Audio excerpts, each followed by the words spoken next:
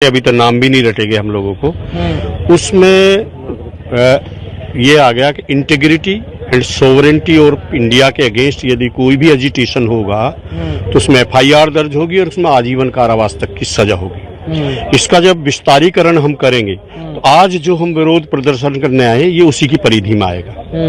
यदि छात्र नीट का विरोध करेंगे ये उसकी परिधि में आएगा, क्योंकि सरकार को यदि ये लगता है कि सरकार के विरोध में वॉइस है तो वो देश के विरोध में वॉइस मानी जाएगी। इस गंभीर प्रकरण को जब हम समझेंगे तो ये सारी आवाजें बंद होने जा रही है। सरकार ने सबसे बड़ा नुकसान ये किया है। दूसरा आपने ये किया कि अभी तक हमारे यहाँ एक कानून है, पुलिस 24 घंटे से ज्यादा गिरफ्तारी के बाद अपने पास नहीं रख सकती है। आपने उसे डिलीट कर दिया है। अब पुलिस जिसको चाहे जब तक चाहे पीट सकती है।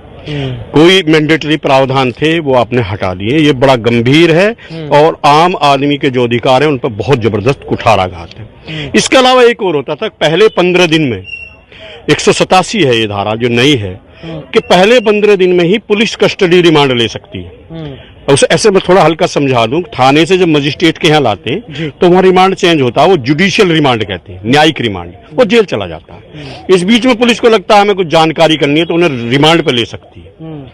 अब ये रिमांड वाला पूरा प्रावधान हटा दिया है सरकार ने।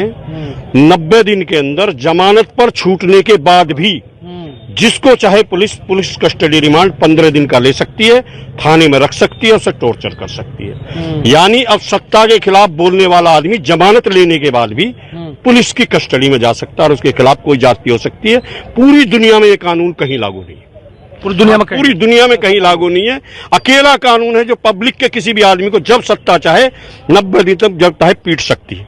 दूसरा, आपने कई चेंजेस ऐसे किए हैं कि पूरे कानून का डिजिटलाइजेशन हम करने जा रहे हैं। 80 करोड़ आदमी जहां भूखे मरते हों, कंप्यूटर है उनके पास, कैसे चलाएंगे डिजिटलाइजेशन? फोन है उनके पास।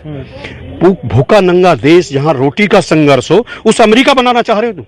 पर कैपिटा इनकम तुम्हारी कितनी है? खाने की रोटी तुम्हारे पास नहीं है और तुम बात करते हो हम देश को आधुनिक बनाने जा रहे हैं। तो 98% जनता को कानून से काटने की तैयारी है सरकार की। ना उन पर कुछ बोलना आएगा ना कुछ करना आएगा। और एक सबसे बड़ा परिवर्तन जो किया है, 7 साल तक की सजा जिन अपराधों में होगी वो SO की मर्जी पर डिपेंड होगा। रिपोर्ट चाहे तो दर्ज करे, चाहे तो रिपोर्ट दर्ज नहीं करेगा। वो कह देगा मैं अभी मामले की जांच करा रहा हूं। और उस 7 साल में बलात्कार का केस भी आता है, उस 7 साल में SC ST का उत्पीड़न भी आता है, उस 7 साल में चाहे आपका सिर फटा हुआ हो, चाहे आपके कंधे और हड्डियां टूटी हुई हो, वे सब उसकी परव्यू में आते हैं। धनवान व्यक्ति थाने में जाएगा और गरीब आदमी की रिपोर्ट ही दर्ज नहीं होगी। ये बहुत बड़ा परिवर्तन किया।